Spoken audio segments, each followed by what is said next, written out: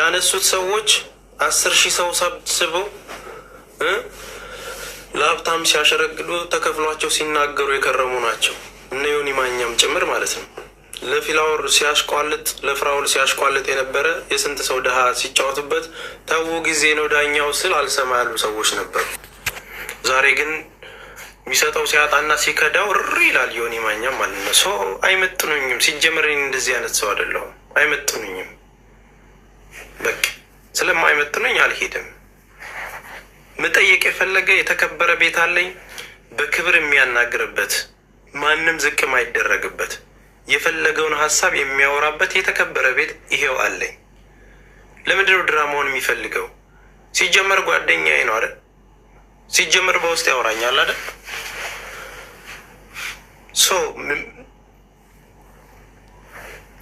እዚህ ጋር ላሳያችሁ ባይዘው ወይ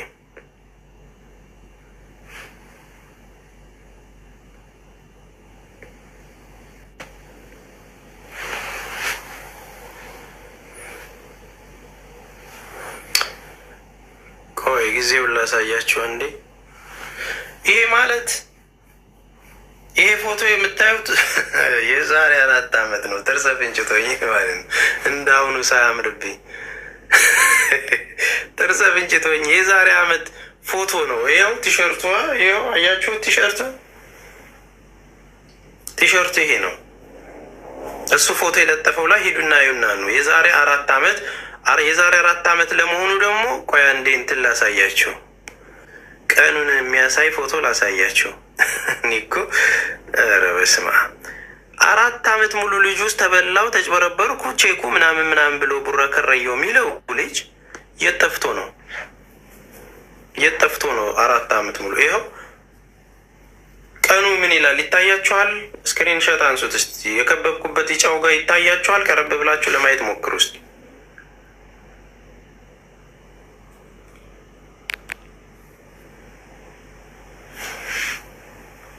ማይታያችሁ ከሆነ 07/2022 ነው። ቀን 22/07/2022 4 ዓመት የዛሬ 4 ዓመት ፎቶ ነው። እንግዲህ አሁን አውጥተው አጀንዳ ስለሆነ ብቻ ሰምቲንግ የሆነ ጉዳይ ሞቅ ስላለ ብቻ ሰንበዲ ቪዲዮ አልሰራህም።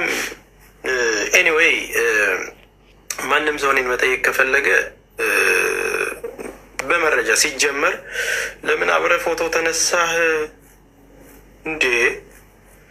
ለማንኛውም በቃ ሶሪ ወዳጆቼን ላስገባ ነው። ማውራት የሚፈልጉ ብዙ አሉ። በወቅቱ የነበሩ ሰዎች ስለኔ የሚያውቁ ብዙ ሰዎች አሉ። ምንም ጌሙ ላይ ይኸው ሰርቻውት፣ አሁንም ሰርቻውት ላድርግ እስቲ ድጋሚ። እኔ ለምን እንደዚህ ድራማውን እንደፈለገው ግርም ብሎኛል። ይኸው አሁን እንዴት አድርጌ ነው ኢንቫይት ማደርገውሽ? እንዴት አድርጌ ነው ማላቀው ነገር ካለ ቴክኖሎጂው ላይ እስቲ አስረዱኝ። እንዴት አድርጌ ነው ይኸው ግሪን ስክሪን እንዴት አድርጌ ኢንቫይት ላድርገው? ይኸው ያያችሁ ነው አይደል? እንዴት አድርጌ ኢንቫይት ላድርገው? አይ ቲንክ ኢንቫይት የሚለው ቀይ መብራት አለበት አይደል? ሃው እንዴት ኢንቫይት ላድርገው? እስኪ ንገሩኝ የምታውቁ ሰዎች። ብዬ ሚዛናዊ ፍርድ ነው የምሰጠው። እሱ አሁን ለሰማው ወሬ ወር ላየው አንድ ፎቶ እንደዚህ ከሆነ የውሸት ነበር እኔን ሲቀርበኝ የነበረው ማለት ነው። የውሸት ነበር አብሮኝ ሲሰራ የነበረው ማለት ነው። መብረቁም ራሱ በአንድ ኮሚቴ ውስጥ በአንድ ሆነን የሞተባት ሰላም የሞተባትን ወንድሟን ታግለን ስንሰራ የውሸት ነበር ሲቀርበኝ የነበረው ማለት ነው። እርግጠኛ ስለሆንኩ ይሄ ፎቶና ይሄ ፎቶ ይመሳሰላል አይደለም? ይሄም አንቺ ነሽ፣ ይሄ እኔ አይደለሁም። ይሄኛው አንቺ ነሽ፣ አዎ ነኝ። ይሄ ፎቶ ታውቂዋለሽ? ከየት አመጣው ብላ ደነገጠች። ፕራይቬት ስለነበር ታዲያ አፍንጫሽ ይመሳሰላል፣ ጥርስሽ ይመሳሰላል፣ ከንፈርሽ ይመሳሰላል ስላት በዓለም ላይ 7 ሰዎች እኮ ይመሳሰላሉ። መመሳሰሉን ራሱ እሷ አክሴፕት አድርጋለች። ሌላው አንድም አይመሳሰሉም ብሎ ይከራከራል። እሷ ግን 7 ሰዎች አሉ በዓለም ላይ የሚመሳሰሉ። ምክንያቱም ውስጧ ላይ ያለችው ማህሌት እሷ ናት። መካድ አልቻለችም። ሰዎች አሉ ታች ሆነው የያዘቻቸው አሉ እና እነሱ ሰዎች አሁን ይኸው ነገሩን ለማደናቀፍ ብዙ እየሮጡ ናቸው። ስለዚህ ከአሁን መሆን ያለበት ይኸውልህ መብረቁ ቤቱን ክፈት። ያንተ ከመጣ መጣ፣ ካልመጣ በቃ እናውቀዋለን፣ ማን እንደሆነ እናውቃለን። በቃ ማን የያዘው ክሱን ምንድን ነው ወይ ቪዲዮ ሰርቶ ሳጂ ማህሌት አይደለችም ካለ ወላሂ ወረቢ ትክክለኛ የማህሌት ተባባሪ እዚህ ፎቶ ላይ ሽጎራ ሰርቷል። ልንገራችሁ፣ ለዛ ነው የተናደደ መብረቁ። አሁን እኮ ጥያቄውን ጠይቆ መልስ ከተመለሰለት ከዛ በኋላ የልጆችን ክስ የያዘው ተስፋዬ ስለሆነ ማህሌት ሳጂ ናት ወይስ አይደለችም የሚለውን ሳጂ ቀርባ እንዲረጋገጥልን መደረግ አለበት። አይ ሳትቀርብ ቅረብ ያላትም ሳትቀርብ እሷ አይደለችም ብሎ የሚሸመጠጥ ከሆነ ደግሞ ከዚህ ፎቶ በስተጀርባ ያለው ሽጎራ ደግሞ እሱን ሳላማክር በነገራችን ላይ ተስፋዬ ጋር እናወራለን በውስጥ። ይህ አይደለ መብረቁ እንደዚህ እየቆጠረ ነው እኮ። ይሄ አይሰራም፣ ዝግ ነው ማለት እኮ ነው። አየው ላላ ዝግ አይደለም። ኖ በዚህ መቀበል ይቻላል። ይኸው እዚህ በዚህ 3 እየቆጠረ ነው። አይቀበለውም። ጃጓር የሚና ገዝቱ ዝግ ነው አንደኛ አንተ ጋር፣ ሁለተኛ ደግሞ መብረቁ ጋር ጃጓር ካልወረደ አያስገባኝም እያለክ ነው። ተመልከት፣ ወደ ወርታች ያለው አፍንጫ ይሄ የምተነፍስበት አለ። የአፍንጫዋን ስፋት በዚህኛው የቀኙ ተመልከት፣ ሁለቱንም የአፍንጫቸው ስፋት ኧረ አንድ አይነት ነው። ይሄ አንድ አይነት ነው። አየው ታዲያ በሯን እኮ ነው ራሱ ማሳየት የፈለግኩት። ታታ የቀንጣጤ መሀል ላይ ያለው እንጥሏ እኮ ነው የቀረ። ከእሷ ጋር የተነሳውን ፎቶ ይዤ ስመጣ አበደ። ታዲያ ሲኞሪታ ደህና ነሽ? እስኪ ቆይ አሁን ለአስተካክሎታ እየተባለ ነው። ላክለት። ተረጋጓ እንዴ ላክለት። አሁን ደግሞ ኢንቫይት የሚያቆርጥ ሪኩዌስቱ የለም እንትን ጠፍቷል። ራሱ እሱ እኮ ነው እምቢ ብሎበታለሁ። አዎ እኔም አሁን ኢንቫይቱ አድርገው ይለኛል፣ ግን ይመልሳል። ወደ አሁን ይመልሳል። አንተ ቤት ወይ አንተ ቤት ክፈት፣ እናንተ ቤት አወያቸው፣ አነጋግራቸው። በቃ ምንድን ነው ያደረግከው? ፕሮፋይል እንደ አንበሳ ያየ ነው ራሱን። አዎ የቲክቶከሮች አህዋል ነው ይሄ። ወላሂ የሚገርም አንድ ባለፈው አንድ ኮመንት ምን አሳቀኝ መሰለህ?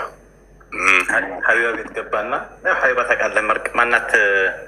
አንተ ማን ነበር ስሟ? ላኢላሀ ኢለላህ ነጭ ለብሳ ዳዕዋ የምታደርገው ማን ነበር ስሟ? ነጭ ለብሳ አስያ ገባና ነጭ በነጭ ለብሳ ነው ቀስ እያለች ነው ዳዕዋ የምታደርገው። በቃ ተመስጣ አንድ ኮመንት ምን ቢል ጥሩ ነው፣ በጣም ያሳቀኝ። ወላሂ ታዝቤሻለሁ፣ ነጭ ለብሰሽ ዳዕዋ ስታደርጊ ራስሽ እንደ መላኢካ ነው የምታየው አለ።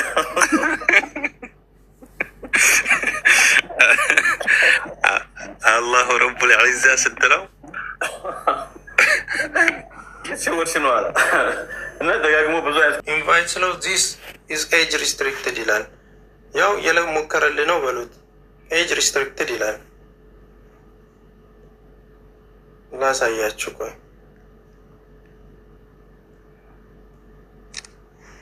ጎሽ ቴንኪዩ ምን እንደሚል ላሳያችሁ። የሱን ሪኩዌስት ስልክለት እዩት። ከላይ ጽሁፉን እዩት። ላይ ጋር እዚህ ጋር እዩት። ዚስ ላይቭ ኢዝ ኤጅ ፕሮቴክትድ ኩድንት ኢንቫይት ላይቭ ይላል። አያችሁት ላይ ሶ ምንድን ነው አደረገ የተባለው? ተስፋዬ ምንድን ነው ሆነ የተባለው? ኦኬ ልጅቷ ማነች? ልጅቷ ማህሌት ትባላለች። ሶፊያ ሀሰን ፈርታሃል።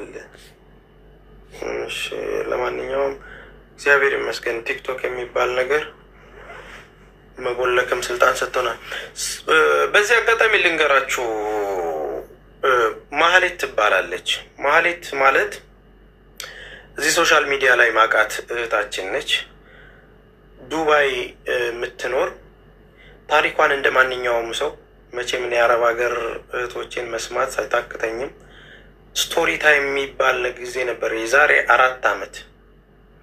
ሶ መጣች፣ ጎዳና እንዳደገች፣ ባለስልጣን ባል እንደነበራት፣ የመከላከያ ኃላፊ ሆነ 2 ልጆቿን ወልዳ በችግር እየተደበደበች የምትኖር ከዛው እስር ቤት ወጥታ አምልጣ ትምህርቷን ሰቃይ ተማሪ ሆና ዱባይ ላይ ፓይለት ለመሆን እየተማረች ያለች ልጅ ሆና ነው የመጣችው። እኔ ቤት ታሪኳን ስነግረን ከዛን ምን ተፈጠረ? ስቶሪ ሰምተን እናልፋለን። እርዳታ ሲሰጥ 100,000 ብር 50,000 ብር ምናምን ነው የምትሰጠው ማለት ነው። የምትረዳው ለሁሉም የምስጋና ብዛት የምርቃት ብዛት ነው የምናስገመግምላት። ከዛ ምን ተፈጠረ? አንድ ሰው ደግሞ የተበደለ ሰው መቼም ታሪክ አለው። መጣ እኔ ጋ አንድ ወንድም ተስፍሽ ላውራ ፈልጌ ነው አለኝ ዋትስአፕ ላይ። እሺ ምን ልርዳህ አልኩት። ወንድሜ ጨዋ ሆና የምትረዳዋ አንተ ቤት የምታግዘው ማህሌት አጭበርባሪ ነች፣ ብሬን በልታኛለች፣ አስመልስልኝ ብሎ አለቀሰ። ኦኬ ጉዳዩ ምንድን ነው? እንዴት ነው የበላችህ አልኩት። የሆነ ብር ልክልሃለሁ ብላኝ የነጋዴዎችን ከሀገር ቤት ተልኮ 600,000 ብር ዶላር ልኬላት ምናምን ብሎ ብቻ በወቅቱ እሱ በብላክ ልክልሃለሁ አትረፌ ልክልሃለሁ ብላው ማንኛውም ሰው እንደሚሸወደው በብላክ አተርፋለሁ ብሎ የላከውን ብር ነበር አየር ላይ ይዛ ቀጨም ያደረገችው። ከዛን ይህንን ነገር ሰምቼ ደወልኩላት። እኔ እንግዲህ ውጭ ነው ያለሁት። ዋትስአፓን አውቀዋለሁ። ስለምትረዳልን አመሰግናታለሁ፣ ቴንኪው እላታለሁ።